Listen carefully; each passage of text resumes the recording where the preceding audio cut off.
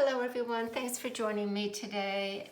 As you can see, we're going to talk about shadow work for many reasons. One of them is we are ready to enter into a full moon in Taurus on November 8th, as well as the second eclipse.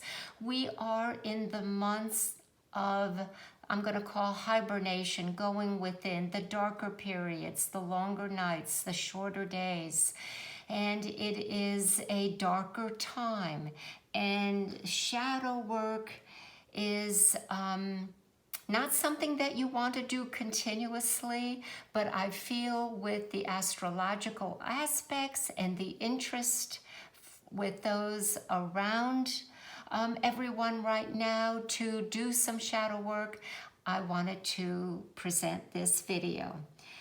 First of all, it's important that when you enter into the dark realms of your being, that you go in with a genuine intention to really search and reveal who you truly are, your true self, your higher self. And this is nothing new. I just want to emphasize that shadow work is not new age, it's not new thought. It is a word that was coined by psychologist Carl Jung. He's basically credited for it. And in a nutshell, he says that the shadow is all the disowned parts of ourselves and personalities we have decided is not acceptable. We need to repress them. We need to deny them. And this is done on a conscious and unconscious level. Now, it also holds what others in society deemed was unacceptable or proper. But I want to go back to what I said earlier. Shadow work is nothing new. It used to be called possibly our dark side, our lower side, our dark twin, or our alter ego. And philosophers, religious people, oracle traditions have always taught us that to find the answers, we're going to have to go within. We're going to have to look at ourselves. We're going to have to look at the mirror and see what's reflected back. So it is nothing new, but it has been more recognized because of the deep work that psychologist Carl Jung has done in our area. Now, the shadow is also the opposite of the persona that we wear and show the world. The persona, the word persona comes from personality, and it's the mask that we wear in order to feel loved, accepted, all the reasons that you may want to give. But it hides our true self, our divine self, our spirit, our light, which is depicted here by the sun that I have here. Now, it is that aspect of our personality also that society tells us is distasteful. And the most important part is what our egos tell us. The unhealthy ego, the misguided ego, the powerful ego that wants to be in control and tell us who we are. Now, due to Jung's intense research and knowledge in this area, he talks that the personality has become split, and that this split is what we are experiencing and what is causing us to create the shadow. So let's look at that a little more here with the points that I want to bring out as we partake on shadow work. Okay, make sure you can see it in your monitor. All right. Shadow works asks us to face the best and the worst in our nature. It asks us to be courageous, guiltless, and committed. Reveals self-sabotaging behaviors. And it teaches us how to face our fears. It reveals hidden storehouses of our potentiality. And it helps us discover a genuine trust of self and life. There is also something called the law of polarity. Okay? And this is why I have this beautiful glass, cut glass that reminds me of the law of polarity. I have it on my desk. When we suppress any feeling or impulse, we are also suppressing its polar opposite. And it just runs from one energy to the other. So this could be the positive and this could be the negative, and the law of polarity is going to seek balance. And this is what is being said here. Here is an example. If we deny our fears, so here you're saying, you know, I'm a spiritual being and I shouldn't be fearful of anything. So I'm not afraid. And I keep telling myself I'm not afraid. What it's going to do on the opposite pole is minimize your courage, our courage, because it takes courage to face your fears, to heal it. Now, Jung said that the more refined our conscious personality, the more shadow we have built up on the other side. And when we increase a particular quality of our ego, we also increase its opposite. The ego and the shadow come from the same source and exactly balance each other. They must be reorganized and integrated into our psyche. If they're not, when the shadow becomes, let's say, inundated, overwhelmed, then we are going to act it out in our behavior. And it's going to be spontaneous, and we're going to hear us say to ourselves or to someone, I don't know what came over me. That's not like me to do that or to say that. The devil made me do it. So that's when that acting out or that behavior that you tried to repress comes out anyway, because you are overwhelmed and not balanced on the two poles.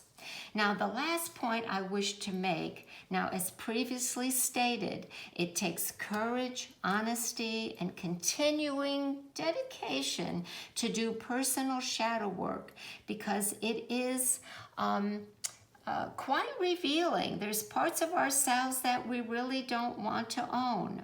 So let's look at some of the books that I recommend. We'll get these out here. Okay, now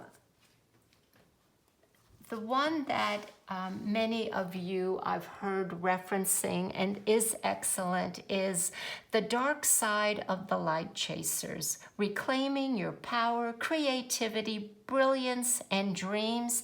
This is Debbie Ford's first book, and I do recommend it very, very highly. And we'll talk about this book a little more. Her second book is Secrets of the Shadow, The Power of Owning Your World Story. Now, she goes, of course, beyond identifying the shadow, ways that we work with the ego, and the ego convinces us that you don't have to do shadow work. Here, she talks about your own personal story and how to heal it. I do recommend this book, again, very highly. Debbie Ford has a secret that will change your life if you let it, written with elegance and grace. The Secret of the Shadow will challenge you to come out of hiding and share your precious gifts with the world. Now, that's by Cheryl Richardson. She is the author of Life Makeover. So here's her second book. Now, another great book that I recommend is Romancing the Shadow. That is by Connie Zweig and Steve Wolf. This is how to access the power hidden in your dark side. Now, this book was, when I say Connie Zweig and Steve Wolf, Connie is a Jungian psychotherapist who specializes in shadow work and spiritual issues. And Steve Wolf is a clinical psychologist, and he has 25 years experience of working with the shadow. So this goes into great detail about how to access those hidden parts of our dark side.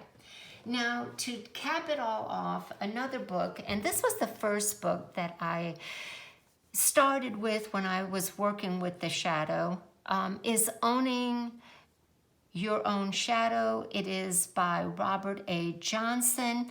This is more based on a Christian perspective. It is a good book. It's about understanding the dark side of our psyche. There's an introduction to the shadow. It's short.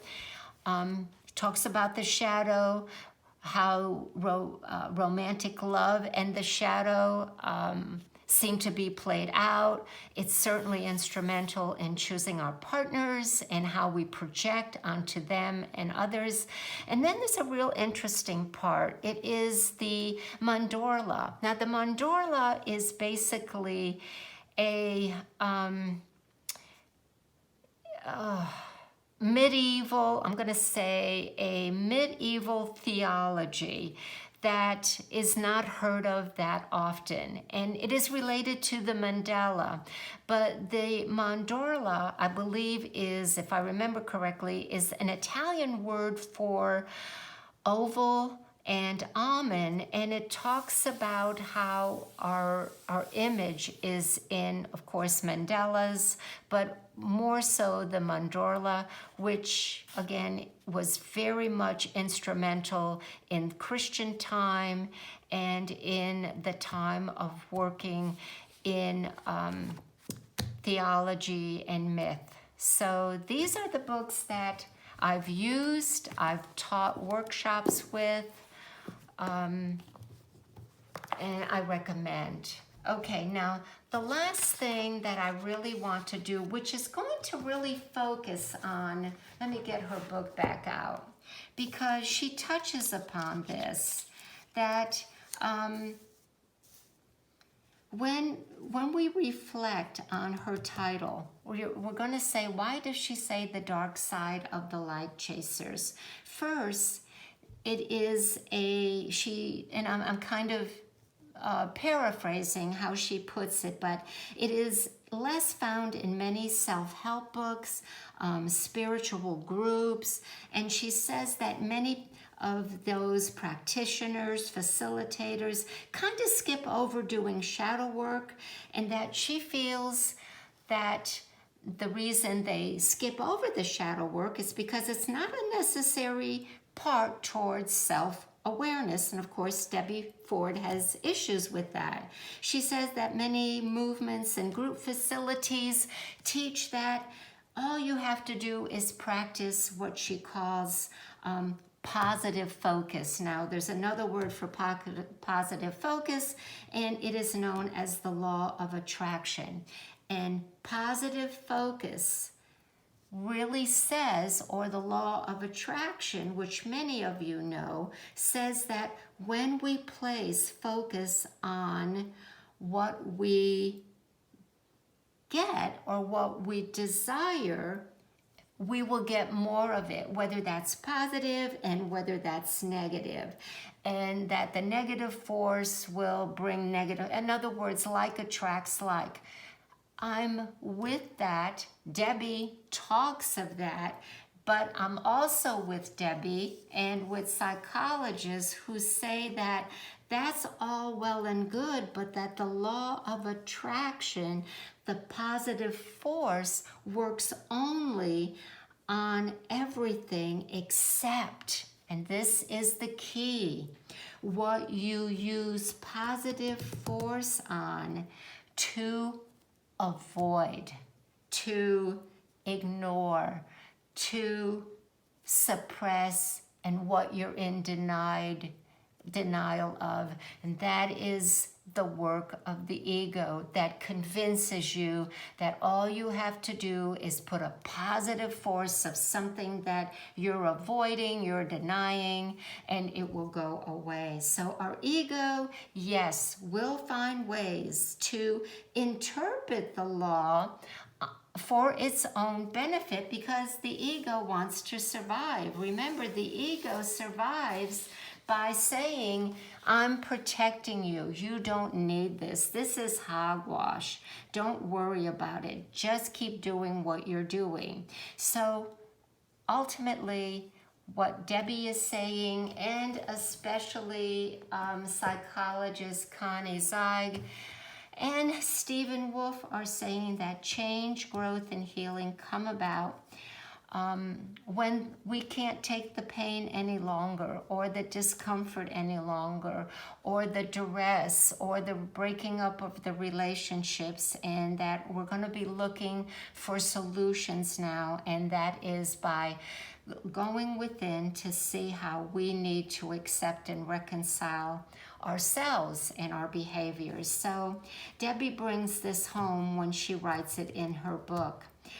She also says that there is a tendency to naively believe that once you join these spiritual groups, and she wants to alert everybody, and attend seminars, chant Om, and read the necessary books that these facilitators tell you, that you will reach nirvana. And she's trying to guard us against that we are multiple, beautiful, fascinated beings here operating on many levels of energy, and that to believe that all we have to do is focus on a positive or negative experience and it will be neutralized. She feels, and I certainly feel, that that is not serving us well and will lead us to not really fulfill our potential, and to discover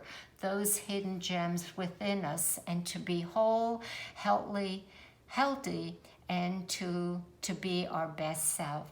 So the next video that I'm going to be doing is on the tarot and your date of birth, and how your personal cards can help you identify the shadow a little bit more in depth. If you have any questions, feel free to ask me or put it in the comments section. I want to thank everyone for joining me today. Bye for now.